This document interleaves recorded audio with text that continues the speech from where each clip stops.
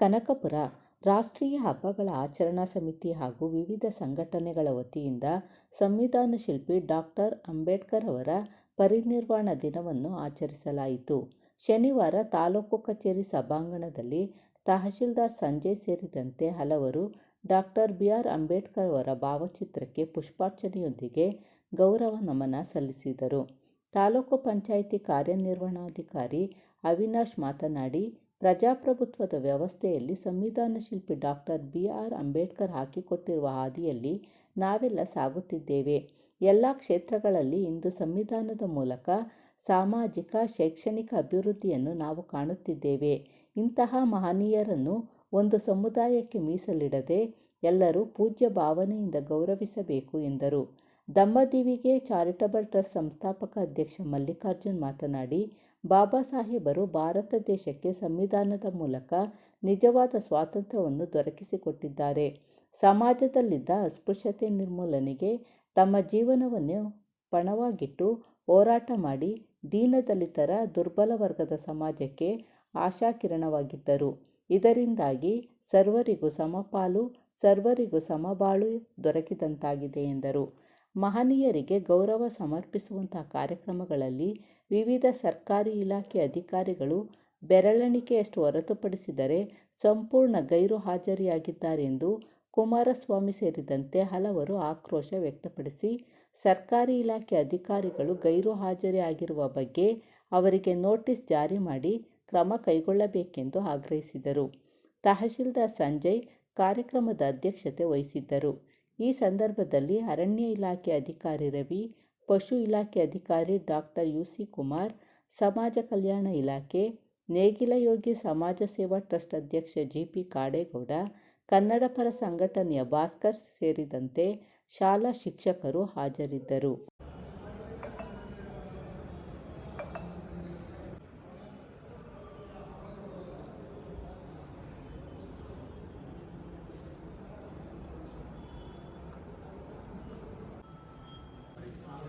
ಪರಿನಿರ್ವಾಣ ದಿನವನ್ನು ಆಚರಣೆ ಮಾಡಲಿಕ್ಕೆ ನಾವೆಲ್ಲರೂ ಕೂಡ ಬಂದಿದ್ದೇವೆ.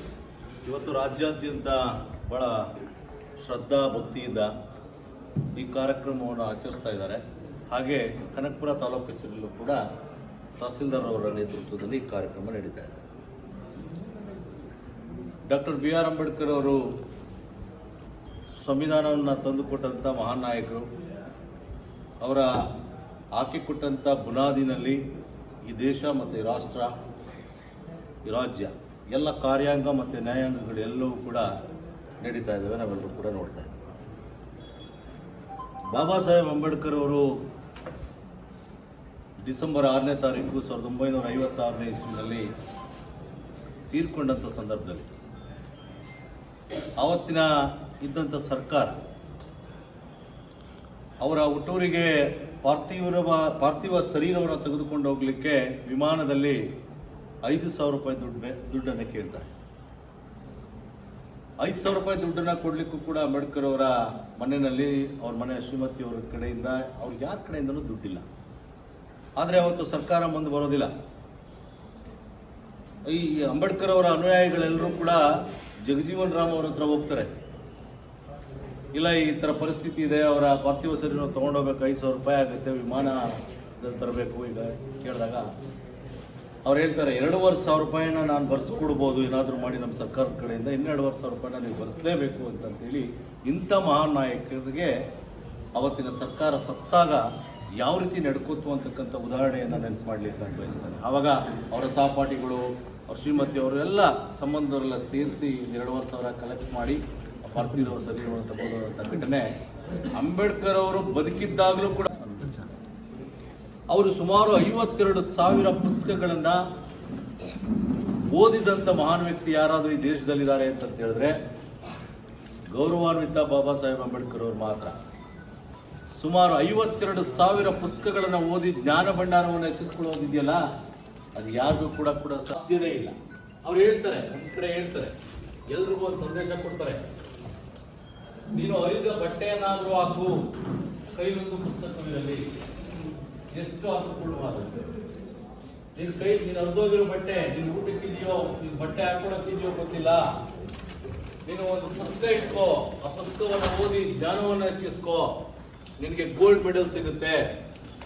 ಅದೇ ಕೈನಲ್ಲಿ ತ್ರಿಶೂಲನೋ ಕತ್ತಿನೋ ಮಚ್ಚೋ ಕೊಟ್ರೆ ಅದು ನೀನೊಬ್ಬ ಕೈದಿ ಆಗ್ತೀಯೋ ಕಳ್ಳನಾಗ್ತೀಯೋ ಗೊತ್ತಿಲ್ಲ.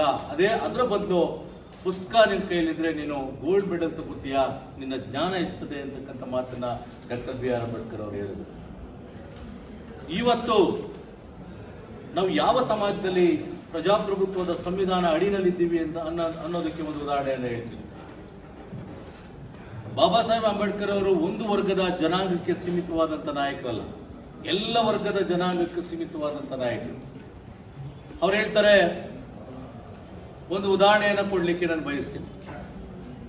ಈಗ ನಮ್ಮ ಮಲ್ಲಿಕಾರ್ಜುನ್ ಅವರು, ನಮ್ಮ ಭಾಸ್ಕರ್ ಅವರು, ಕಾಡೇಗೌಡರು ಕಷ್ಟಪಟ್ಟು ಒಂದು 30-40ನೋ 60-40ನೋ ಸೈಟ್ ತಗೋತಾರೆ. ನಾವು ಪ್ರಜಾಪ್ರಭುತ್ವದ ಯಾವ ಸಂವಿಧಾನದ ಅಡಿನಲ್ಲಿ ಬದುಕ್ತಾ ಇದೀವಿ ಅನ್ನೋದಕ್ಕೆ ಒಂದು ಉದಾಹರಣೆ ಹೇಳ್ತಾ ಇದ್ದೀವಿ. ತೆಗೆದುಕೊಂಡು ಅವರು ತಳೋದಿ ತೆಗಿಬೇಕು ಅಂದ್ರೆ ಯಾರ ಹತ್ರನೋ ಹೋಗಿ ಅನುಮತಿ ಕೇಳ್ಕೊಂಡು ಟೈಮ್ ಕೇಳ್ಕೊಂಡ್ ಬರ್ಬೇಕು. ಯಾರ ಹತ್ರನೋ ಅಂದ್ರೆ ನಿಮ್ಗೆ ಗೊತ್ತಾಯ್ತು ಅಂತ ಅನ್ಸುತ್ತೆ, ಅವ್ರ ಹೆಸರು ಹೇಳೋದು ಬೇಡ. ಆಯ್ತು, ತಳೋದಿನ ಏನೋ ಕಷ್ಟಪಟ್ಟು ಮಾಡ್ತಾರೆ. ನಿಲ ನಿಲ್ಸ್ಬೇಕಾದ್ರೂ ಅವ್ರ ಅನುಮತಿ ಬೇಕು, ನಿನ್ ದುಡ್ಡು, ನಿನ್ನ ಮನೆ ಖರ್ಚು. ನಿಲ ನಿಲ್ಸ್ಬೇಕಾದ್ರೂ ಅವ್ರ ಅನುಮತಿ ಬೇಕು, ಅವ್ರ ಟೈಮ್ ಬೇಕು. ಅದು ಆಯ್ತು, ಮನೆ ಕಟ್ಟಾಯ್ತು, ಏನೋ ಕಷ್ಟದ ಪರಿಸ್ಥಿತಿಲಿ ಗೃಹ ಪ್ರವೇಶಕ್ಕೆ ಅವ್ರು ಕೊಟ್ಟಂತ ಟೈಮ್ನಲ್ಲೇ ಗೃಹ ಪ್ರವೇಶ ಮಾಡ್ಬೇಕು. ನಿನ್ನ ಮೇಲೆ ಏರಿಕೆಯನ್ನು ಏರ್ತಾರೆ, ಸಂವಿಧಾನದಲ್ಲಿ ಇಲ್ಲದೆ ಇರತಕ್ಕಂತ ವಿಚಾರಗಳನ್ನ ನಿಮ್ಮ ಮೇಲೆ ಏರ್ತಾರೆ. ಅದು ಆಯ್ತು. ಆಮೇಲೆ ಮದುವೆ, ಮಗಂದೋ ಮಗಳದೋ ಮದುವೆಗೂ ಕೂಡ ಅವರೇ ದಿನಾಂಕ ಟೈಮು ಎಲ್ಲ ನಿಗದಿ ಮಾಡಬೇಕು. ಇನ್ನೊಂದು ವಿಪರ್ಯಾಸ ಗೊತ್ತಿಲ್ಲ, ಆ ಮದುವೆ ಆದ್ಮೇಲೆ ಒಂದು ಶಾಸ್ತ್ರ ಮಾಡ್ತಾರಲ್ಲ, ಅದಕ್ಕೂ ಅವರೇ ಟೈಮ್ ಕೊಡಬೇಕು. ಆಮೇಲೆ ಅವ್ರ ಮಕ್ಕಳಾಯ್ತೇವಲ್ಲ, ನಾಮಕರಣಕ್ಕೂ ಅವರೇ ಟೈಮ್ ಕೊಡಬೇಕು. ನಾವು ಯಾವ ಸಮಾಜದ ಸಂವಿಧಾನದ ಅಡಿನಲ್ಲಿ ನಾವು ಬದುಕ್ತಾ ಇದ್ದೀವಿ? ಇದನ್ನ ಯೋಚನೆ ಮಾಡ್ಬೇಕು ನೀವು. ಅಂಬೇಡ್ಕರ್ ಅವರು ಈ ಸಂವಿಧಾನ ಹೇಳ್ಕೊಟ್ಟಿದ್ರ? ಇದನ್ನ ನಮ್ಮನ್ನ ಆಳ್ತಕ್ಕಂಥ ಸರ್ಕಾರಗಳು, ಕೇಂದ್ರ ರಾಜ್ಯ ಸರ್ಕಾರಗಳು ಬಲವಂತವಾಗಿ ಈ ರೀತಿ ಮೂಢನಂಬಿಕೆಗಳ ಮೂಲಕ ನಮ್ಮ ಮೇಲೆ ಒತ್ತಾಯ ತಂದು ಮೇಲ್ವರ್ಗದ ಜಾತಿಯವರಿಂದ ನಮ್ಮನ್ನ ತುಳಿತಕ್ಕೊಳಗಾಗಿ ಇನ್ನೂ ಕೂಡ ನಮ್ಮನ್ನ ಶೋಷಣೆಗೆ ಒಳಗಾಗುವ ರೀತಿಯಲ್ಲಿ ಮಾಡ್ತಿದಾರಲ್ಲ, ಈ ಸಮಾಜ ಯಾವ ದಿಕ್ಕಲ್ಲಿ ಹೋಗ್ತಿದೆ ಅಂತಕ್ಕಂಥದ್ದನ್ನ ಪ್ರಜ್ಞಾವಂತರು ನಾವೆಲ್ಲರೂ ಯೋಚನೆ ಮಾಡಿ.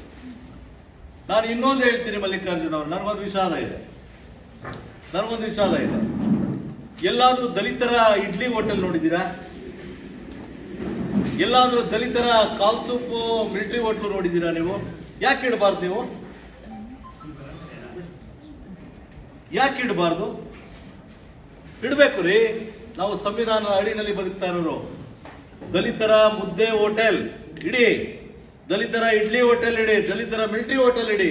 ಅವ್ರೇನಾದ್ರೂ ಜನಗಳು ಬಂದು ತಿಂದಿಲ್ಲ ಅಂತಂದ್ರೆ ಅಸ್ಪೃಶ್ಯತೆ ಇನ್ನು ತಾಂಡವಾಡ್ತಿದೆ ಈ ಪ್ರಪಂಚದಲ್ಲಿ, ದೇಶದಲ್ಲಿ. ಅಂಬೇಡ್ಕರ್ ಅವ್ರಿಗೆ ಗೌರವ ಕೊಡ್ತಿಲ್ಲ ನೀವು ಅಂತಕ್ಕಂಥ ಸಂದೇಶವನ್ನ ನಾವು ಸಾರ್ಬೋದು. ಇಡಬೇಕು ನೀವು. ನಮ್ಮ ಎಲ್ಲ ಸಮುದಾಯದವರು, ಈಗ ವೀರಶೈವರ ಹೋಟೆಲ್ ಅಂತ ಇರ್ತದೆ, ಉಡುಪಿ ಹೋಟೆಲ್ ಇರ್ತಾರೆ, ಬ್ರಾಹ್ಮಣರ ಹೋಟೆಲ್ ಇರ್ತದೆ, ಗೌಡರು ಮಿಲಿಟರಿ ಹೋಟೆಲ್ ಇರ್ತದೆ, ದಲಿತರ ಹೋಟ್ಲೆ ಹಾಕಿರ್ಬಾರ್ದು ಅಂತಕ್ಕಂಥದ್ದು ನನ್ನ ಪ್ರಶ್ನೆ. ಮತ್ತೆ ಇನ್ನೊಂದು ವಿಚಾರ, ಬಹಳ ಗಂಭೀರವಾದಂಥ ವಿಚಾರ. ಈ ದೇಶದಲ್ಲಿ ಅಂಬೇಡ್ಕರ್ ಅವರು ಬಹಳ ಅವ್ರ ಕಷ್ಟದ ಜೀವನವನ್ನ ಕೊನೆಗಾಲದಲ್ಲೂ ಕೂಡ ಅನುಭವಿಸ್ತಾರೆ. ಮತ್ತೆ ಅವರು ಏನಕ್ಕೆ ಸತ್ರು ಅಂತಕ್ಕಂಥದ್ದು ಇನ್ನೂ ಕೂಡ ಮಾಹಿತಿನ ಅವತ್ತಿನ ಸರ್ಕಾರ ಒಂದು ಸಮಿತಿ ರಚನೆ ಮಾಡಿರ್ತದೆ. ಅವರು ಸಾವನ್ನಪ್ಪಿರೋದು ಅವರ ಅನುಯಾಯಿಗಳೆಲ್ಲ ಸಂಶಯ ವ್ಯಕ್ತಪಡಿಸ್ತಾರೆ, ಹೇಗಾಗಿದೆಯೋ ಎತ್ತಾಗಿದೆಯೋ ಗೊತ್ತಿಲ್ಲ ಹಾಗೆ ಹೇಳ್ತಾರೆ ಅವರು. ಆ ಸಮಿತಿ ಇನ್ನೂ ರಚನೆ ಮಾಡೋದು, ಇನ್ನು ಅವ್ರು ಹೇಗೆ ಸತ್ರು ಅಂತೇಳಿ ಇನ್ನೂ ಕೂಡ ಸರ್ಕಾರ ವರದಿನೇ ಕೊಟ್ಟಿಲ್ಲ ಅಂತಕ್ಕಂಥದ್ದು ನಾನು ತಿಳ್ಕೊಂಡಿರುವಂಥ ಮಾಹಿತಿ. ಅಲ್ಲಿಗೆ ಯಾವ ರೀತಿ ಅಂಬೇಡ್ಕರ್ ಅವರ ಏಳ್ಗೆಯನ್ನ ಮತ್ತೆ ಅವ್ರ ಜೀವಿತಾವಧಿನಲ್ಲೂ ಕೂಡ ಅವ್ರ ಏಳ್ಗೆಯನ್ನೆಲ್ಲ ಮುಚ್ಚಿಟ್ರು. ಎಲ್ಲೋ ಒಂದ್ ಕಡೆ ಸಂವಿಧಾನ ಬರೆದಂಥವ್ರು ಅವರೊಬ್ಬರೇ ಅಲ್ಲ, ಬೇರೆಯವರು ಯಾರ್ಯಾರೋ ಇದ್ರು ಅಂತೇಳಿ ನಮ್ಮನ್ನ ಆಳ್ತಕ್ಕಂಥ ಸರ್ಕಾರಗಳು ತಪ್ಪು ಮಾಹಿತಿಯನ್ನು ಕೂಡ ಕೆಲವು ಕಡೆ ಕೊಟ್ಟರು. ಕೊನೆಗೆ ಅವ್ರು ಸತ್ತಂತ ವಿಚಾರನೂ ಕೂಡ ಹಂಗೆ ನಿಗೂಢವಾಗಿ ಇಟ್ಟಂತ ಈ ಸರ್ಕಾರ ನಿಜವಾಗ್ಲೂ ಕೂಡ ಡಾಕ್ಟರ್ ಬಿ ಆರ್ ಅಂಬೇಡ್ಕರ್ ಅವರಿಗೆ ಬಹಳ ಅನ್ಯಾಯ ಮಾಡ್ಕೊಂಡು ಬಂದಿದೆ. ಹಾಗಾಗಿ ಡಾಕ್ಟರ್ ಬಿ ಆರ್ ಅಂಬೇಡ್ಕರ್ ಅವರ ಸಂವಿಧಾನ ಏನಾದ್ರು ಇವತ್ತು ಇರಲಿಲ್ಲ ಅಂತ ಹೇಳಿದ್ರೆ ನಾವ್ಯಾರು ಕೂಡ ನಮ್ಮ ಹಕ್ಕನ್ನು ನಾವು ಕೇಳಲಿಕ್ಕೆ ಆಗ್ತಿರ್ಲಿಲ್ಲ. ನೈತಿಕವಾಗಿ ನಾವು ಅವರನ್ನು ಸದಾ ದಿನನಿತ್ಯನೂ ಕೂಡ ಅವರ ಆದರ್ಶಗಳು, ಅವರ ತತ್ವಗಳು, ಅವ್ರು ಹಾಕೊಟ್ಟಂಥ ಒಂದಷ್ಟು ಸಂವಿಧಾನಬದ್ಧವಾದಂಥ ನಿಯಮಾನುಸಾರವಾಗಿ ನಾವೆಲ್ಲ ಕಾರ್ಯನ ನಿರ್ವಹಿಸ್ತಾ ಇದ್ದೇವೆ. ಹಾಗಾಗಿ ಬಾಬಾ ಸಾಹೇಬ್ ಅಂಬೇಡ್ಕರ್ ಅವರನ್ನು ಇವತ್ತು ಸತ್ತ ಅವರ ದೈವ ದಿನರಾದಂಥ ದಿನವನ್ನು ನಾವು ಶ್ರದ್ಧಾಪೂರ್ವಕವಾಗಿ ನಾವೆಲ್ಲರೂ ಕೂಡ ಆಚರಿಸಬೇಕು. ಹಾಗಾಗಿ ನಾನು ತಹಸೀಲ್ದಾರ್ ಅವರಲ್ಲಿ ವಿನಂತಿ ಮಾಡ್ತೀನಿ, ನೋಡಿ ಸರ್, ಇದನ್ನು ಸುಮಾರು ವರ್ಷಗಳಿಂದ ನಾವು ಹೇಳ್ಕೊಂಡ್ಬರ್ತಿದ್ದೀವಿ. ಇವತ್ತೇನಾದರೂ ಬರಲಿಲ್ಲ ಅಂತ ಹೇಳಿದ್ರೆ ನಾವು ನಿಜವಾಗ್ಲೂ ಕೂಡ ಎಲ್ಲ ಒಂದು ಕಡೆ ಅಂಬೇಡ್ಕರ್ ಅವ್ರಿಗೆ ಅವಮಾನ ಮಾಡ್ತೀವಿ. ಖಂಡಿತ ಆಗಬಾರ್ದು ಸರ್. ಮಹನೀಯರ ಇಂಥ ಕಾರ್ಯಕ್ರಮಗಳಲ್ಲಿ ನಿಮ್ಮೆಲ್ಲ ಸ್ಟಾಫ್ಗಳು ಕಡ್ಡಾಯವಾಗಿ ನೀವು ನೋಟಿಸ್ ಕೊಟ್ಟು ಕೈ ತೊಳ್ಕೊಂಡು ಕೂತ್ಕೊಳ್ಳೋದಲ್ಲ, ಆ ನೋಟಿಸ್ಗೆ ಗಂಭೀರವಾಗಿ ನೋಟಿಸನ್ನು ಕೊಡಬೇಕು. ಇಂಥ ಕಾರ್ಯಕ್ರಮಗಳಿಗೆ ಹೆಚ್ಚು ಸಂಖ್ಯೆಯಲ್ಲಿ ಅವ್ರು ಭಾಗವಹಿಸುವಂಥ ನಾವು ಮಾಡಬೇಕು. ಅದು ಮುಂದಿನ ದಿನಗಳಲ್ಲಿ ಇದಾಗಬಾರ್ದು ಸರ್, ಇದು ರಿಪೀಟ್ ಆಗ್ತಿದೆ. ಹಾಗಾಗಿ ದಯವಿಟ್ಟು ಇನ್ನು ಮುಂದೆನಾದರೂ ಕೂಡ ಇಂಥ ಮಹಾನ್ ನಾಯಕರ ಎಲ್ಲ ಕಾರ್ಯಕ್ರಮಗಳಿಗೂ ಕೂಡ ನೀವೆಲ್ಲ ಬರಬೇಕು ಅಂತ ಹೇಳ್ತಾ, ನನಗೆ ಇಲ್ಲಿ ಮಾತಾಡಲಿಕ್ಕೆ ಅವಕಾಶ ಮಾಡಿಕೊಟ್ಟಂಥ ರಾಷ್ಟ್ರೀಯ ಹಬ್ಬಗಳ ಆಚರಣಾ ಸಮಿತಿಗೆ ಮತ್ತೊಮ್ಮೆ ಒಂದು ಮಾತು ಮುಗಿಸ್ತಾ ಇದ್ದೀನಿ. ಬೇಕಾದರೇನು ಅದು ತಿನ್ನುವುದು ಇಲಿಯನ್ನೇ. ಬುದ್ಧ ಬಸವ ಅಂಬೇಡ್ಕರ್ ಹುಟ್ಟಿದ ನಾಡಾದರೇನು ನಾವು ತೋರುವುದು ನಮ್ಮ ನಾಯಿತನವನ್ನೇ ಅಂತಕ್ಕಂಥ ವಿಚಾರವನ್ನು ನಾನು ಸಭೆಯ ಗಮನಕ್ಕೆ ತರ್ತಾ, ಈ ಒಂದು ಕಾರ್ಯಕ್ರಮದಲ್ಲಿ ರಾಷ್ಟ್ರೀಯ ಹಬ್ಬಗಳ ಆಚರಣಾ ಸಮಿತಿಯ ವತಿಯಿಂದ ಆಯೋಜನೆ ಮಾಡಿರ್ತಕ್ಕಂಥ ಕಾರ್ಯಕ್ರಮದಲ್ಲಿ ಅಧ್ಯಕ್ಷತೆಯನ್ನು ವಹಿಸಿರ್ತಕ್ಕಂಥ ತಾಲೂಕಿನ ದಂಡಾಧಿಕಾರಿಗಳಾದಂಥ ಸಂಜಯ್ ಸರ್ ಅವರೇ, ಈಗ ತಾನೇ ಮಾತನಾಡಿದಂಥ ಅಂಬೇಡ್ಕರ್ ಅವರ ವೈಚಾರಿಕತೆಯಲ್ಲಿ, ಅಂಬೇಡ್ಕರ್ ಅವರ ವೈಯಕ್ತಿಕ ಜೀವನದಲ್ಲಿ ಮತ್ತು ಸಾರ್ವಜನಿಕ ಬದುಕಿನಲ್ಲಿ ಸರ್ಕಾರಗಳು ಮತ್ತು ಸಮಾಜ ನಡೆದುಕೊಂಡಿರ್ತಕ್ಕಂಥ ರೀತಿ ರಿವಾಜುಗಳನ್ನು ಮತ್ತು ಅದರ ಅಸಮಾನತೆ ಧೋರಣೆಗಳನ್ನು ಎಳೆಯಾಗಿ ಮಾತನಾಡಿದಂಥ ಕುಮಾರಸ್ವಾಮಿ ಸರ್ ಅವರೇ, ಈ ಕಾರ್ಯಕ್ರಮದಲ್ಲಿ ಭಾಗವಹಿಸಿರ್ತಕ್ಕಂಥ ತಾಲೂಕಿನ ವಿವಿಧ ಮಟ್ಟದ ಅಧಿಕಾರಿಗಳೇ, ಸಂಘಟನೆ ನಾಯಕರಾದಂಥ ನೇಗಿಲಯೋಗಿ ಟ್ರಸ್ಟ್ನ ಕಾಡೇಗೌಡರೇ, ಮುಕ್ತರಾಜುರವರೇ, ಪುಟ್ಟಸ್ವಾಮಿ ಅವರೇ, ಭಾಸ್ಕರ್ ಅವರೇ, ಪುಟ್ಟಮಾದೇವರವರೇ ಮತ್ತು ವೀರಭದ್ರೆಯವರೇ, ಇಲ್ಲಿ ನಡೆದಿರ್ತಕ್ಕಂಥ ಎಲ್ಲ ನನ್ನ ಗೌರವಾನ್ವಿತ ಹಿರಿಯ ಕಿರಿಯ ಅಧಿಕಾರಿ ವರ್ಗದ ಬಂಧುಗಳು, ಇಲ್ಲಿ ನಾವು ಹೆಚ್ಚು ಮಾತನಾಡಲಿಕ್ಕೆ ಸಂದರ್ಭ ಅಲ್ಲದೆ ಇರೋದ್ರಿಂದ ನಾನೊಂದು 5 ನಿಮಿಷದಲ್ಲಿ ನನ್ನ ವಿಚಾರವನ್ನು ನಾನು ನಿಮ್ಮ ಜೊತೆ ಹಂಚ್ಕೋಬೇಕು ಅಂತ ಬಯಸ್ತೀನಿ. ಬಾಬಾ ಸಾಹೇಬ್ ಡಾಕ್ಟರ್ ಅಂಬೇಡ್ಕರ್ ಅಂತಕ್ಕಂಥ ಒಂದು ಮೇರು ವ್ಯಕ್ತಿತ್ವಕ್ಕೆ, ಪ್ರಪಂಚದ ಮೇರು ವ್ಯಕ್ತಿತ್ವ, ಅದು ಭಾರತ ದೇಶದ ಮೇರು ವ್ಯಕ್ತಿತ್ವ ಅಲ್ಲ, ವರ್ಲ್ಡ್ ಭಾಳ ದೊಡ್ಡ ಪ್ರಪಂಚದ ಮೇರು ವ್ಯಕ್ತಿತ್ವಕ್ಕೆ ಅವರು ಭಾರತಕ್ಕೆ ಏನು ಕೊಟ್ಟಿದ್ದಾರೆ, ಭಾರತ ಅವ್ರಿಗೇನು ಕೊಟ್ಟಿದೆ, ದೇಶಕ್ಕೆ ಅಂಬೇಡ್ಕರ್ ಅವ್ರ ಕೊಡುಗೆ ಏನು, ಆದರೆ ದೇಶ ಅಂಬೇಡ್ಕರ್ಗೆ ಏನು ಕೊಟ್ಟಿದೆ ಅಂತಕ್ಕಂಥ 2 ವಿಚಾರಗಳನ್ನು ನಾವು ತುಲನಾತ್ಮಕವಾಗಿ ಯೋಚನೆ ಮಾಡಿ ಮಾತನಾಡ್ತಕ್ಕಂಥ ಸಂದರ್ಭದಲ್ಲಿ ಬಾಬಾ ಸಾಹೇಬ್ ಡಾಕ್ಟರ್ ಅಂಬೇಡ್ಕರ್ ಅವರು ಈ ದೇಶದ ಎಲ್ಲ ಗೌರವದ ಹಿರಿಮೆ ಗರಿಮೆಗಳು ಕೂಡ, ಈ ದೇಶಕ್ಕೆ ಬೇಕಾಗಿರ್ತಕ್ಕಂಥ ಎಲ್ಲ ಗೌರವಗಳಿದೆಯಲ್ಲ, ಆ ಎಲ್ಲ ಗೌರವಗಳನ್ನು ಬಾಬಾ ಸಾಹೇಬ್ ಅಂಬೇಡ್ಕರ್ ಅವರೇ ಮಾಡಿರ್ತಕ್ಕಂಥದ್ದು. ಬೇರೊಬ್ಬ ಯಾವ ನಾಯಕನೂ ದೇಶಕ್ಕೆ ಅಂತ ಹಿರಿಮೆ ಗರಿಮೆಗಳನ್ನು ಕೊಟ್ಟಿಲ್ಲ. ಬೇಕಾದ್ರೆ ನೀವು ಗಮನಿಸಿ, ನಾನು ಅದನ್ನ ಹೇಳ್ತೀನಿ. ಮತ್ತೆ ಇವತ್ತು ಇಡೀ ಭಾರತ ದೇಶದಲ್ಲಿ ಒಂದು 2 ರಿಂದ 2.5 ಸಾವಿರ ಜನ ನಾಯಕರು ಸ್ವಾತಂತ್ರ್ಯ ಹೋರಾಟದಲ್ಲಿರ್ಬೋದು, ಸ್ವಾತಂತ್ರ್ಯ ಹೋರಾಟವನ್ನು ಶಾಂತಿಯಿಂದ ಸೃಷ್ಟಿ ಮಾಡಬೇಕು ಅಂತಕ್ಕಂಥ ಟೀಮ್ ಇರ್ಬೋದು, ಇಲ್ಲ ಕ್ರಾಂತಿಯಿಂದಲೇ ಸೃಷ್ಟಿ ಮಾಡಬೇಕು ಅಂತಕ್ಕಂಥ ಇನ್ನೊಂದು ಟೀಮ್ ಇರ್ಬೋದು. ಈ ಶಾಂತಿ ಕ್ರಾಂತಿ ಎರಡನ್ನೂ ಬಿಟ್ಟುಬಿಟ್ಟು ಮಧ್ಯಮ ಮಾರ್ಗದಲ್ಲಿ ನಾವೇನಾದರೂ ಮಾಡ್ಬೋದು ಅಂತಕ್ಕಂಥ ಟೀಮ್ ಇರ್ಬೋದು. ಇಷ್ಟು ಟೀಮ್ಗಳಲ್ಲಿರ್ತಕ್ಕಂಥ ಸುಮಾರು 2-2.5 ಸಾವಿರ ಜನ ನಾಯಕರನ್ನ ಅವರ ಜನ್ಮದಿನದಂದು ಮತ್ತು ಅವರ ಒಂದು ಈ ಥರ ಪರಿನಿಬ್ಬಾಣ ದಿನದಂದು ನೆನೆಸ್ಕೊಳ್ತಕ್ಕಂಥ, ದೇಶದಾದ್ಯಂತ ಹಳ್ಳಿಯಿಂದ ಹಿಡಿದು ಡೆಲ್ಲಿವರೆಗೂ ನೆನೆಸ್ಕೊಳ್ತಕ್ಕಂಥ ಕೆಲಸ ಇದೆಯಲ್ಲ, ಅದು ಅಂಬೇಡ್ಕರ್ ಅವ್ರನ್ನ ಹೊರತುಪಡಿಸಿದ್ರೆ ಬೇರೊಬ್ಬ ನಾಯಕನನ್ನ ಬಲವಂತವಾಗಿ ಏರಲ್ಪಟ್ಟಿರ್ತಕ್ಕಂಥ ಒಂದು ಸಿದ್ಧಾಂತಗಳನ್ನ ಮಾಡಬಹುದೇ ಹೊರತು ದೇಶ ತನ್ನ ಸ್ವಇಚ್ಛೆಯಿಂದ ತನ್ನ ಸ್ವತಂತ್ರವಾಗಿ ಇವ್ರನ್ನ ಮಾಡಬೇಕು ಅಂತಕ್ಕಂಥ ನಿಟ್ಟಿನಲ್ಲಿ ಮಾಡ್ತಕ್ಕಂಥದ್ದಿಲ್ಲ. ಅದು ಬಾಬಾ ಸಾಹೇಬ್ ಅಂಬೇಡ್ಕರ್ ಅವರು ಮಾತ್ರ ಈ 2 ದಿನಗಳನ್ನು ಬಹಳ ಚೆನ್ನಾಗಿ ನಡೀತಾರೆ. ಸೊ ಹಾಗಾದ್ರೆ ಏನನ್ನ ಅಂಬೇಡ್ಕರ್ ಅವರು ಹಿರಿಮೆ ಗರಿಮೆಗಳನ್ನು ಕೊಟ್ಟಿದ್ದಾರೆ, ಮತ್ತೆ ಅಂಬೇಡ್ಕರ್ ಅವ್ರಿಗೆ ನಾವೇನು ಮಾಡಿದ್ದೀವಿ ಅಂತಕ್ಕಂಥ ವಿಚಾರವನ್ನು ನೋಡಿದ್ರೆ, ನಾನು ಮೊದಲನೇದಾಗಿ ಭಾರತದಲ್ಲಿ ಬಾಬಾ ಸಾಹೇಬ್ ಅಂಬೇಡ್ಕರ್ ಅವರನ್ನ ಪ್ರಜಾಪ್ರಭುತ್ವದ ತಂದೆ, ಈಸ್ ದ ಡೆಮಾಕ್ರಸಿ ಫಾದರ್ ಅಂತ ನಾವು ಕರಿಬೇಕಾಗುತ್ತೆ. ಮಾಡರ್ನ್ ಇಂಡಿಯಾ ಇದೆಯಲ್ಲ, ಈ ಮಾಡರ್ನ್ ಇಂಡಿಯಾಗೆ ಡೆಮಾಕ್ರಸಿಯನ್ನ ನಿರ್ಮಿಸಿದಂಥವ್ರು ಬಾಬಾ ಸಾಹೇಬ್ ಅಂಬೇಡ್ಕರ್ ಅವರು. ಮತ್ತೆ ವರ್ಲ್ಡ್ ಡೆಮಾಕ್ರಸಿ ಇದೆಯಲ್ಲ, ಈ ಭಾರತ ದೇಶದ ಡೆಮಾಕ್ರಸಿನ ಪಕ್ಕಕ್ಕಿಡಿ, ವರ್ಲ್ಡ್ ಡೆಮಾಕ್ರಸಿ ಇದೆಯಲ್ಲ, ವರ್ಲ್ಡ್ ಡೆಮಾಕ್ರಸಿನಲ್ಲಿ ನಾವು ಇಂಟ್ರೊಡ್ಯೂಸ್ ಮಾಡಿದ್ವಿ, ಈ ಪ್ರಜಾಪ್ರಭುತ್ವನ ನಾವು ಅಭಿವೃದ್ಧಿ ಪಡಿಸಿದ್ವಿ, ಈ ಪ್ರಜಾಪ್ರಭುತ್ವನ ನಾವೇ ಇದನ್ನ ತಂದವರು ಅಂತೇಳಿ ಬ್ರಿಟನ್ ಪಾರ್ಲಿಮೆಂಟ್ನವ್ರು ಹೇಳ್ಕೊಂಡು ತಿರುಗಾಡ್ತಿದ್ರು. ಬ್ರಿಟನ್ ಪಾರ್ಲಿಮೆಂಟ್ನವರು, ಬ್ರಿಟನ್ ಸೆಷನ್ನವರು, ಬ್ರಿಟಿಷರು ಹೇಳ್ಕೊಂಡು ತಿರುಗಾಡ್ತಿದ್ರು. ಆದರೆ ಇದೇ ಭಾರತ ದೇಶದಲ್ಲಿ ಬಾಬಾ ಸಾಹೇಬ್ ಅಂಬೇಡ್ಕರ್ ಅವರು ಬ್ರಿಟಿಷರ್ನ ನಿಲ್ಲಿಸಿ ಕೇಳ್ತಾರೆ, ಹೆಂಗ್ರಿ ನೀವು ಭಾರತ ದೇಶದಲ್ಲೆಲ್ಲ ಪ್ರಪಂಚದಾದ್ಯಂತ ನೀವು ಪ್ರಜಾಪ್ರಭುತ್ವನ ಇಂಟ್ರೊಡ್ಯೂಸ್ ಮಾಡಿದ್ದೀರಿ, ನಾವೇ ಪ್ರಜಾಪ್ರಭುತ್ವನ ಪರಿಚಯಿಸಿದ್ರು ಅಂತ ಹೇಳ್ಕೊಂಡು ತಿರ್ತಿದ್ರಲ್ಲ, ಹೇಗೆ ಮಾಡಿದ್ದೀರಾ ನೀವು ಅಂತ ಕೇಳ್ತಾರೆ. ಇವರದ ಲಿಮಿಟೆಡ್ ಡೆಮಾಕ್ರಸಿ. ನೀವು ಸೀಮಿತವಾದಂಥ ಪ್ರಜಾಪ್ರಭುತ್ವವನ್ನು ಇಂಟ್ರೊಡ್ಯೂಸ್ ಮಾಡ್ತಾ ಇದ್ದೀರಿ. ನಿಮಗೆ ಬೇಕಾದದ್ದನ್ನು ಮಾತ್ರ ಮಾಡ್ತಾ ಇದ್ದೀರಿ. ಅದನ್ನು ಬಿಟ್ಟು ನೀವು ಪೂರ್ಣ ಪ್ರಮಾಣದ ಪ್ರಜಾಪ್ರಭುತ್ವನ ನೀವು ಇಂಟ್ರೊಡ್ಯೂಸ್ ಮಾಡ್ತಾ ಇಲ್ಲ. ಪೂರ್ಣ ಪ್ರಮಾಣದ ಪ್ರಜಾಪ್ರಭುತ್ವ ನಿಮಗೆ ಗೊತ್ತೇ ಇಲ್ಲ ಅಂತಾರೆ. ಅವ್ರಿಗೆ ಆಶ್ಚರ್ಯ ಮತ್ತು ಮುಜುಗರ ಆಗ್ಬಿಡ್ತದೆ ಬ್ರಿಟಿಷ್ನವ್ರಿಗೆ. ಏನು ಪೂರ್ಣ ಪ್ರಮಾಣದ ಪ್ರಜಾಪ್ರಭುತ್ವ ಅಂದ್ರೆ ಏನು? ಅಂಬೇಡ್ಕರ್ ಅಂತ ಒಬ್ಬ ನಾಯಕ ಈ ರೀತಿ ನಮ್ಮನ್ನು ಕೇಳ್ತಾ ಇದ್ದಾನಲ್ಲ ಅಂತೇಳಿ ಅವ್ರಿಗೆ ಗಾಬರಿ ಆಗ್ಬಿಡ್ತದೆ, ಮತ್ತೆ ಮುಜುಗರ ಆಗ್ಬಿಡ್ತದೆ. ಏನ್ರಿ ಅಂಬೇಡ್ಕರ್ ಅವ್ರು ಅಂತ ಕೇಳ್ತಾರೆ. ಆಗ ಅವ್ರು ಹೇಳ್ತಾರೆ, ಬಾಬಾ ಸಾಹೇಬ್ ಅಂಬೇಡ್ಕರ್, ನೋಡಿ, ಯಾವುದಾದ್ರೂ ಒಂದು ದೇಶದಲ್ಲಿ ಪ್ರಜಾಪ್ರಭುತ್ವ ಯಶಸ್ವಿಯಾಗಬೇಕು ಅಂದ್ರೆ ಅದು ಲಿಂಗ ತಾರತಮ್ಯವಿಲ್ಲದ ಮತದಾನದ ಪದ್ಧತಿಯನ್ನ ಹೊಂದಿರಬೇಕು. ಲಿಂಗ ತಾರತಮ್ಯವಿಲ್ಲದ ಮತದಾನದ ಪದ್ಧತಿಯನ್ನು ಹೊಂದಿದ್ರೆ ಮಾತ್ರ ಪೂರ್ಣ ಪ್ರಮಾಣದ ಪ್ರಜಾಪ್ರಭುತ್ವ ಆಗುತ್ತೆ, ಇಲ್ಲಾಂದ್ರೆ ಆಗಲ್ಲ ಅಂತಾರೆ. ಹಾಗಾದ್ರೆ ನಾವೇನ್ ಮಾಡಿದೀವಿ ಅಂತ ಕೇಳ್ತಾರೆ. ನೋಡಿ, ನಿಮ್ಮ ಬಂಕಿಂಗ್ ಅರಮನೆಯಲ್ಲಿ ರಾಣಿಯರಿಗೆ ಓಟ್ ಹಾಕ್ತಕ್ಕಂಥ ರೈಟ್ಸ್ ಇದೆಯಾ? ಇಡೀ ಅಮೆರಿಕಾದಲ್ಲಿರ್ಬೋದು, ಲಂಡನ್ನಲ್ಲಿರ್ಬೋದು, ಮತ್ತೆ ಪ್ಯಾರಿಸ್ನಲ್ಲಿರ್ಬೋದು, ಫ್ರಾನ್ಸ್ನಲ್ಲಿರ್ಬೋದು, ಬೇರೆ ಬೇರೆ ರಾಷ್ಟ್ರಗಳಲ್ಲಿ ಮಹಿಳೆಯರಿಗೆ ಎಲ್ಲಿದೆ ಓಟಿನ ಹಕ್ಕು? ಯಾರು ಕೊಟ್ಟಿದ್ದೀರಾ ನೀವು? ಮಹಿಳೆಯರಿಗೆ ಓಟಿನ ಹಕ್ಕನ್ನ ಕೊಡದೆ ಹೋದ್ರೆ, ಮಹಿಳೆಯರಿಲ್ಲದ ಸ್ವಾತಂತ್ರ್ಯವನ್ನ, ಮಹಿಳೆಯರಿಲ್ಲದ ಪ್ರಜಾಪ್ರಭುತ್ವದ ಯಶಸ್ಸನ್ನ, ಮಹಿಳೆಯರಿಗೆ ವಿದ್ಯಾಭ್ಯಾಸ ಕೊಡದೇ ಇರತಕ್ಕಂಥ ಮಹಿಳೆಯರ ಸಾಧನೆಯನ್ನ ಅಳತೆಗೋಲಾಗಿ ಇಟ್ಕೊಳ್ದೆ ಹೋದ್ರೆ ಇದು ಪ್ರಜಾಪ್ರಭುತ್ವನೇ ಅಲ್ಲ ಅಂತೇಳಿ ಬಾಬಾ ಸಾಹೇಬ್ ಅಂಬೇಡ್ಕರ್ ಅವರು ಹೇಳ್ತಾರೆ. ಸೊ ಅದು ಹೇಳಿದ ತಕ್ಷಣ ಬ್ರಿಟಿಷರಿಗೆ ಕಣ್ಣು ತೆರೆದಂಗೆ ಆಗ್ಬಿಡ್ತದೆ. ಅವರು ಮತ್ತೆ ಈ ಭಾರತ ಬಿಟ್ಬಿಟ್ಟು ಹೋಗಿ ಬ್ರಿಟನ್ ಪಾರ್ಲಿಮೆಂಟ್ನಲ್ಲಿ ಸೆಷನ್ ಪಾರ್ಲಿಮೆಂಟ್ನ ಕರೀತಾರೆ. ಕರೆದು ನೋಡಿದಾಗ ಅಲ್ಲಿ ಮಹಿಳೆಯರಿಗೆ ಓಟ್ ನಕ್ಕನ್ನ ಕೊಟ್ಟಲ್ಲ, ಇನ್ಕ್ಲೂಡಿಂಗ್ ರಾಣಿಯರಿಗೆ. ವಿಕ್ಟೋರಿಯಾ ರಾಣಿಗೂ ಕೂಡ ಓಟ್ ನಕ್ಕಿರಲ್ಲ. ಆಗ ಬಾಬಾ ಸಾಹೇಬ್ ಅಂಬೇಡ್ಕರ್ ಅವ್ರು ಹೇಳಿರ್ತಾರಲ್ಲ, ಪೂರ್ಣ ಪ್ರಮಾಣದ ಪ್ರಜಾಪ್ರಭುತ್ವ ನೆಲೆಗೊಳ್ಳಬೇಕು ಅಂತಂದ್ರೆ ಮಹಿಳೆಯರ ಭಾಗವಹಿಸುವಿಕೆ ಇರಬೇಕು, ಮಹಿಳೆಯರು ಮತದಾನದ ಹಕ್ಕಿಗೆ ಒಳಪಡಬೇಕು. ಇಲ್ಲ ಅಂತಂದ್ರೆ ಅದು ಪೂರ್ಣ ಪ್ರಮಾಣದ ಪ್ರಜಾಪ್ರಭುತ್ವ ಆಗಲ್ಲ ಅಂತಕ್ಕಂಥ ಮಾತನ್ನ ಆಧಾರವಾಗಿ ಇಟ್ಕೊಂಡು ಬ್ರಿಟನ್ನಲ್ಲಿ ಎಲ್ಲ ಮಹಿಳೆಯರಿಗೂ ಸಹ ಲಿಂಗ ತಾರತಮ್ಯವನ್ನು ತೊರೆದು ಓಟಿನ ಹಕ್ಕನ್ನು ಕೊಡ್ತಾರೆ. ಹಾಗಾಗಿ ಪ್ರಜಾಪ್ರಭುತ್ವದ ತಂದೆ ಇದಾರಲ್ಲ, ಪ್ರಜಾಪ್ರಭುತ್ವದ ಪಿತಾಮಹ ಇದಾರಲ್ಲ, ಅವರು ಬಾಬಾ ಸಾಹೇಬ್ ಡಾಕ್ಟರ್ ಅಂಬೇಡ್ಕರ್ ಅವರು. ಪ್ರಪಂಚಕ್ಕೇನೆ, ಭಾರತಕ್ಕಲ್ಲ. ಆದ್ರೆ ಭಾರತ ದೇಶದಲ್ಲಿ ಬಾಬಾ ಸಾಹೇಬ್ ಅಂಬೇಡ್ಕರ್ ಅಂದ್ರೆ ಅವರಿಗೆ ಏನೋ ಒಂಥರ ತಾತ್ಸಾರ. ಯಾವುದೋ ರೀತಿಯಲ್ಲಿ ಯಾವ್ದು ನಮ್ಮ ಇಷ್ಟ ಬಂದಂಗೆ ಆನೆಯನ್ನ ಕುರುಡ ಆನೆ ಮುಟ್ತಾನಲ್ಲ, ಆ ರೀತಿ ಬಾಲ ಹಿಡ್ಕೊಂಡು ಹಾವು ಅಂತಕ್ಕಂಥದ್ದು, ಹೊಟ್ಟೆ ಹಿಡ್ಕೊಂಡು ಗೋಡೆ ಅಂತಕ್ಕಂಥದ್ದು, ಸೊಂಡ್ಲು ಹಿಡ್ಕೊಂಡು ಹಗ್ಗ ಅಂತಕ್ಕಂಥದ್ದು, ಈ ದೃಷ್ಟಿನಲ್ಲಿ ನಾವು ಬಾಬಾ ಸಾಹೇಬ್ ಅಂಬೇಡ್ಕರ್ ಅವ್ರನ್ನ ಕುರುಡ ಆನೆ ಮುಟ್ದಂಗೆ ನಾವು ಅರ್ಥೈಸ್ತೀವಿ. ಸೊ ಬಾಬಾ ಸಾಹೇಬ್ ಅಂಬೇಡ್ಕರ್ ಅವರು ಅಂತಂದ್ರೆ ಈ ರೀತಿಯಾಗಿ ಪ್ರಜಾಪ್ರಭುತ್ವದ ತಂದೆ.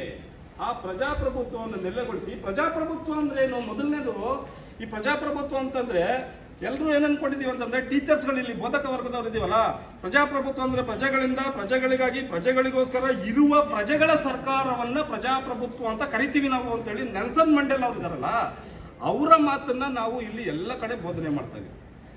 ಆದ್ರೆ ಭಾರತದಲ್ಲಿ ಬಾಬಾ ಸಾಹೇಬ್ ಅಂಬೇಡ್ಕರ್ ಅವರ ದೃಷ್ಟಿಕೋನದಲ್ಲಿ ಪ್ರಜಾಪ್ರಭುತ್ವ ಅಂದ್ರೆ ಏನು?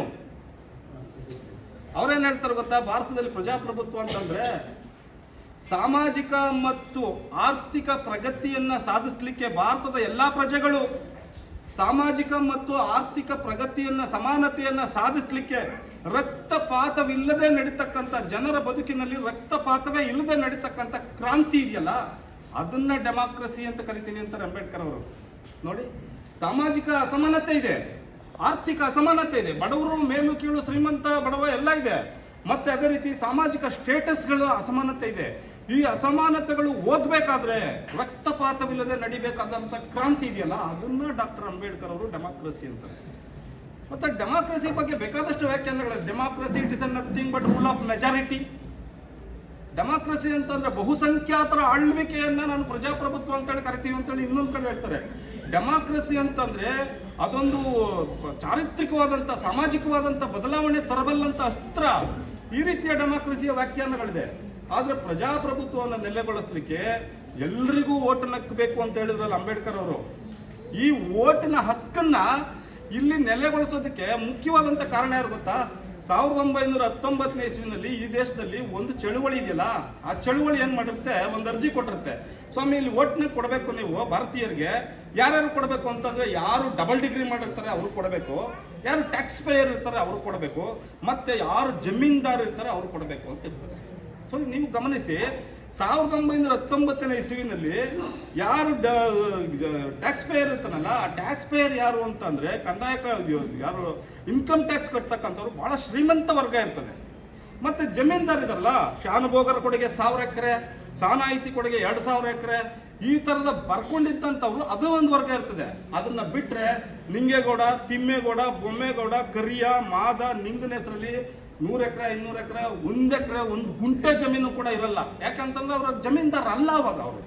ಸೊ ಹೀಗಾಗಿ ಜಮೀನ್ದಾರ್ ಅಲ್ಲದೆ ಇರ್ತಕ್ಕಂಥವ್ರಿಗೆ ಮತ್ತೆ ಟ್ಯಾಕ್ಸ್ ಪೇಯರ್ ಅಲ್ಲದೆ ಇರ್ತಕ್ಕಂಥವ್ರಿಗೆ ಮತ್ತು ವಿದ್ಯೆ ನಿಷೇಧಿಸಿದ ಪರಿಣಾಮವಾಗಿ ಯಾರು ಕೂಡ ತಂದೆ ತಾಯಿಗಳು ವಿದ್ಯಾವಂತರು ಅಲ್ಲದೆ ಇರೋದ್ರಿಂದ ನಿಮ್ಮ ತಂದೆ ತಾಯಿಗಳಿಗೆ ಓಟಿನ ಹಕ್ಕನ್ನ ಕೊಡಬಾರ್ದು ಅಂತಕ್ಕಂಥದ್ದನ್ನ ಇಂಡೈರೆಕ್ಟ್ ಆಗಿ ಹೇಳಿರ್ತಾರೆ. ಬಡವ್ರಿಗೆ ಓಟ್ನ ಕೊಡಬಾರ್ದು, ಓದ್ಯವ್ರಿಗೆ ಓಟ್ನ ಕೊಡಬಾರ್ದು, ಕಂದಾಯ ಕಟ್ತಾ ಇರ್ತಕ್ಕಂಥ ಓಟ್ನ ಕೊಡ್ಕೂಡ್ದು ಅಂತ ಹೇಳ್ಬಿಟ್ಟು ಇಂಡೈರೆಕ್ಟ್ ಆಗಿ ಓಟಿನ ಹಕ್ಕನ್ನ ಶ್ರೀಮಂತ ವರ್ಗದವ್ರು ಕೇಳ್ಕೊಂಡಿರ್ತಾರೆ.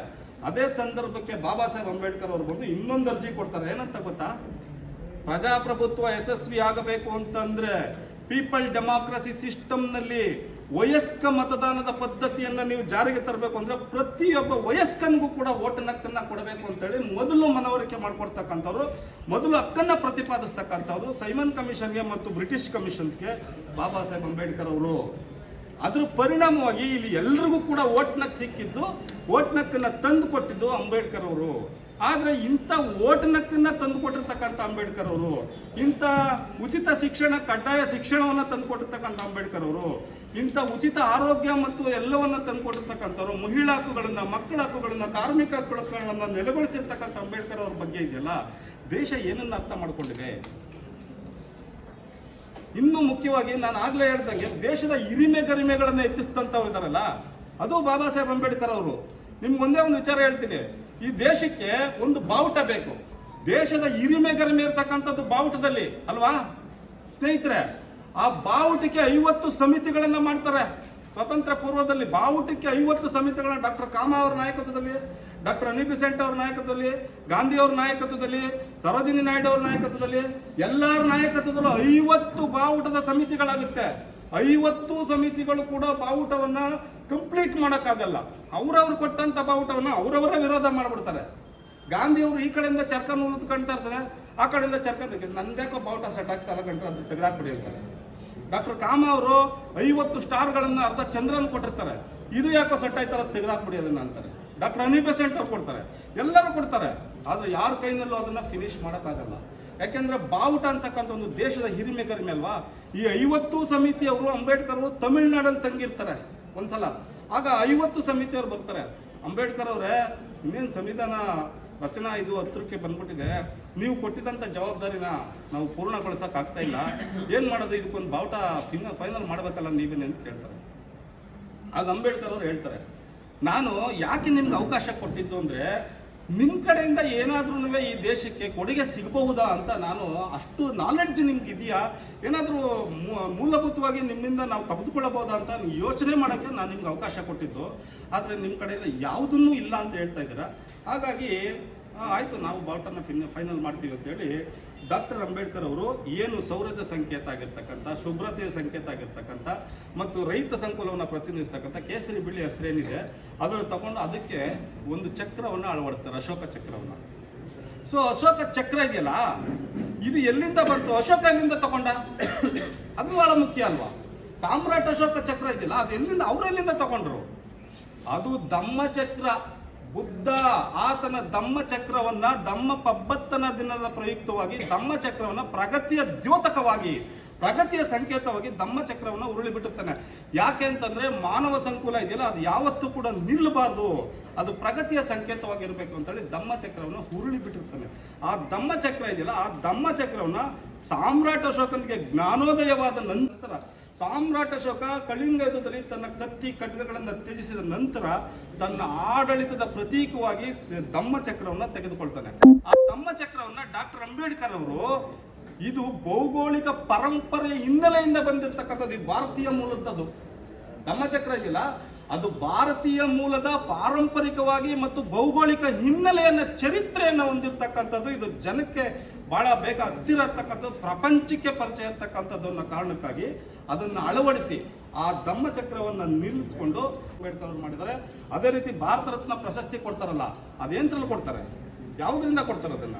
ಅದೊಂದು ಅರಳಿ ಎಲೆಯಲ್ಲಿ ಮತ್ತು ಅದೊಂದು ಅಶೋಕ ಲಾಂಛನವನ್ನ ಹೊಂದಿರತಕ್ಕಂಥ 3 ತಲೆ ಸಿಂಹ ಮತ್ತು ಇತರ ಇದನ್ನ ಎಲ್ಲ ಇಟ್ಕೊಂಡಿರ್ತಕ್ಕಂಥ ಒಂದು ಪ್ರತೀಕವಾಗಿ, ಅದನ್ನು ಕೂಡ ಅದು ಬೌದ್ಧ ಧರ್ಮದಿಂದ ತಗೊಂಡಿರ್ತಕ್ಕಂಥದ್ದು ಮತ್ತು ಈ ಭಾರತದ ಪರಂಪರೆಯಿಂದ ಬಂದಿರತಕ್ಕಂಥದ್ದು.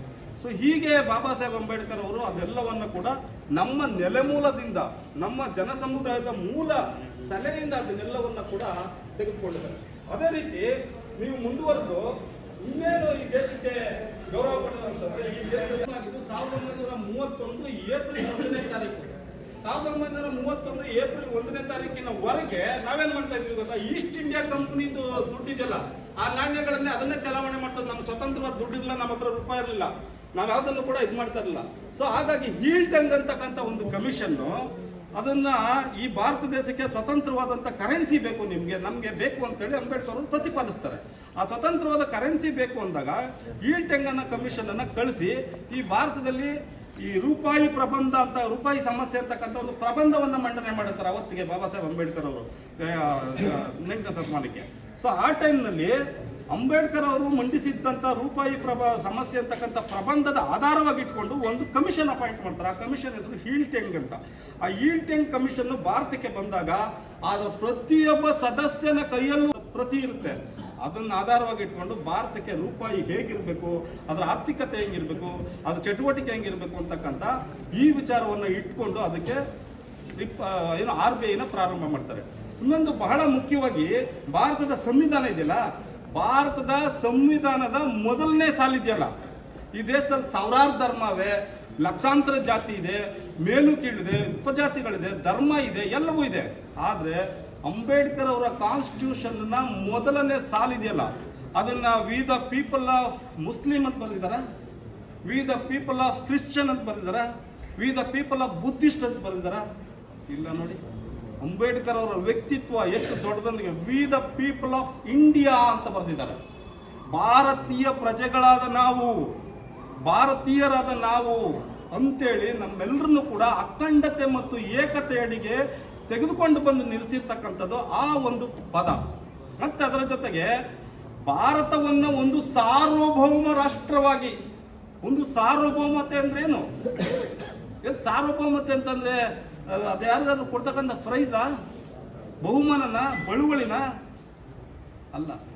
ಸಾರ್ವಭೌಮತೆ ಅಂತಂದ್ರೆ ಯಾರ ನಿಲುವಿಗೂ, ಪ್ರಪಂಚದ 198 ರಾಷ್ಟ್ರಗಳ ಪೈಕಿ ಯಾರ ನಿಲುವಿಗೂ ಎಟಕದೇನೆ ಸಾರ್ವಭೌಮತೆಯಿಂದ ಅಧಿಕಾರ ಸ್ಥಾಪಿಸಲ್ಪಡ್ತಕ್ಕಂಥ ನಾವು ಅಂತೇಳಿ ನಮ್ಮನ್ನ ಸಾರ್ವಭೌಮ ರಾಷ್ಟ್ರವಾಗಿ ಎಲ್ಲ ರಾಷ್ಟ್ರಗಳ ಎದುರಿಗೆ ಮುಖಾಮುಖಿಯಾಗಿ ವರ್ತಮಾನದ ಜೊತೆಗೆ ನಿಲ್ಲಿಸ್ತಕ್ಕಂಥ ಕೆಲಸವನ್ನ, ಆ ಗರಿಮೆಯನ್ನು ಡಾಕ್ಟರ್ ಅಂಬೇಡ್ಕರ್ ಅವರು ಅವರ ಕಾನ್ಸ್ಟಿಟ್ಯೂಷನ್ ಮುಖಾಂತರ ಕೊಟ್ಟಿದ್ದಾರೆ. ಸೊ ಹೀಗೆ ಡಾಕ್ಟರ್ ಅಂಬೇಡ್ಕರ್ ಅವರು ಏನನ್ನ ಕೊಟ್ಟಿದ್ದಾರೆ, ಇದಕ್ಕೆ ಪ್ರತಿಯಾಗಿ ಭಾರತ ಬಾಬಾ ಸಾಹೇಬ್ ಅಂಬೇಡ್ಕರ್ ಅಷ್ಟೇ ಗೌರವ ಕೊಡ್ಬೇಕಲ್ವಾ, ಅಷ್ಟೇ ಅವರನ್ನ ಅಂತರಾಳದಲ್ಲಿ ಇಟ್ಕೋಬೇಕಲ್ವಾ. ಈ ದೇಶದಲ್ಲಿರ್ತಕ್ಕಂಥ 140 ಕೋಟಿ ಜನರ ಮನಸ್ಸುಗಳಲ್ಲಿ ಡಾಕ್ಟರ್ ಅಂಬೇಡ್ಕರ್ ಅವರು ನೆಲೆಗೊಳ್ಳಬೇಕಾಗಿತ್ತಲ್ವಾ.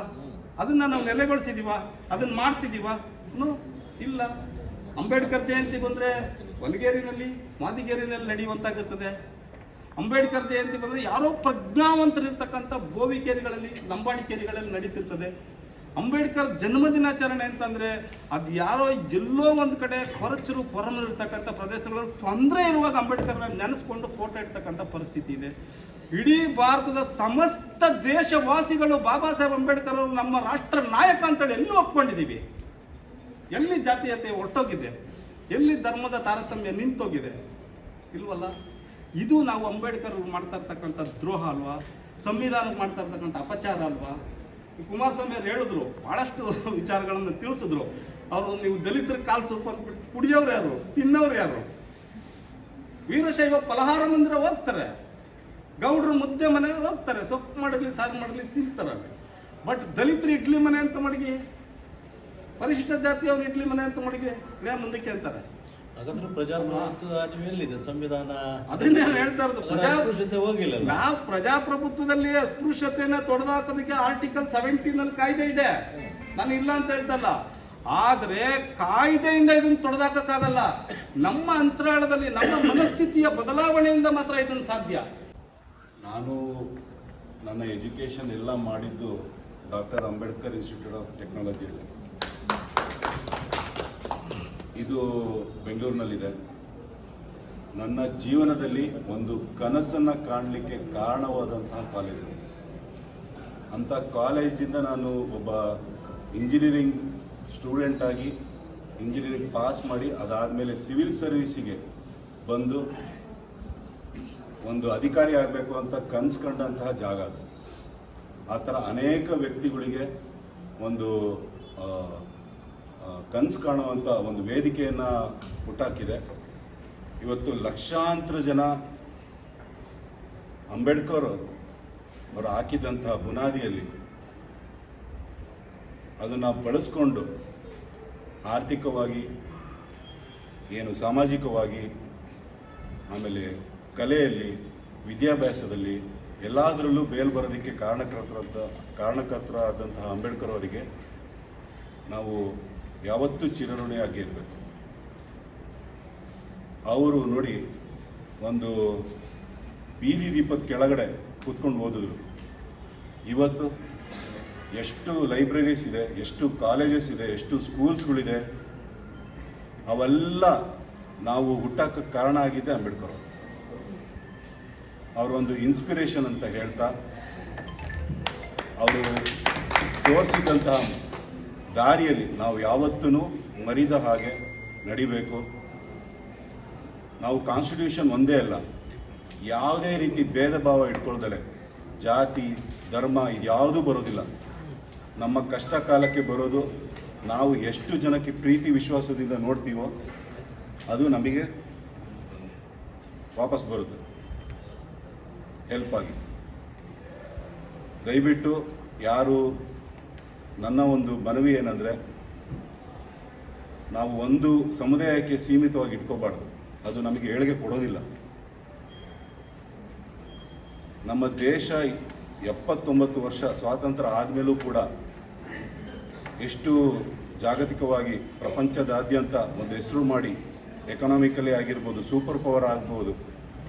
ಬಟ್ ಇದನ್ನೆಲ್ಲ ನಾವು ಗ್ರಾಮದ ಮಟ್ಟದಲ್ಲಾಗಲಿ, ತಾಲೂಕು ಮಟ್ಟದಾಗಲಿ, ಜಿಲ್ಲಾ ಮಟ್ಟದಾಗಲಿ ಈ ಭೇದ ಭಾವ ಅಸ್ಪೃಶ್ಯತೆ ಇದನ್ನೆಲ್ಲ ತೊಡಗಿಸ್ಲಿಕ್ಕೆ ತುಂಬ ನಾಯಕರುಗಳು ಹಗಲು ರಾತ್ರಿ ಪ್ರತಿದಿನ ಕಷ್ಟಪಡ್ತಾ ಇದ್ದಾರೆ. ಅದಕ್ಕೆ ಅಧಿಕಾರಿಗಳಾಗಿ ನಾವು ಯಾವತ್ತೂ ಸಪೋರ್ಟಾಗಿ ನಿಲ್ತೀವಿ ಸರ್. ಅದಕ್ಕೆ ಇದು ನನ್ನ ಭರವಸೆ. ನಮ್ಮ ಮಕ್ಕಳಿಗೂ ಕೂಡ ನಾವು ಅಂಬೇಡ್ಕರ್ ಅವರು ಏನು ತೋರಿಸ್ಕೊಂಡಂತಹ ನಮ್ಮ ಸಂವಿಧಾನ ಆಗಿರ್ಬೋದು, ಅವರು ಕಷ್ಟಪಟ್ಟಂತಹ ರೀತಿ ಆಗಿರ್ಬೋದು, ಅದನ್ನೆಲ್ಲ ನಾವು ಅರ್ಥೈಸ್ಕೊಂಡು ನಮ್ಮ ಮಕ್ಕಳಿಗೆಲ್ಲ ತಿಳಿಸ್ಕೊಡ್ತೀವಿ. ನಾಳೆ ದಿವಸ ಅವರು ಕೂಡ ಮುಂದಿನ ಪೀಳಿಗೆಗೆ ಅವರು ಕೂಡ ಅದನ್ನು ತಗೊಂಡೋಗ್ಲಿ, ಅಂಬೇಡ್ಕರ್ ಅವರ ಒಂದು ಮಾರ್ಗದರ್ಶನ ಅಂತ ಹೇಳ್ತಾ ಈ ಒಂದು ವೇದಿಕೆಗೆ ಒಂದು ಅವಕಾಶ ಕೊಟ್ಟಕ್ಕೆ ನಿಮಗೆಲ್ಲರಿಗೂ ಧನ್ಯವಾದ ಹೇಳೋಕ್ಕೆ ಇಷ್ಟ.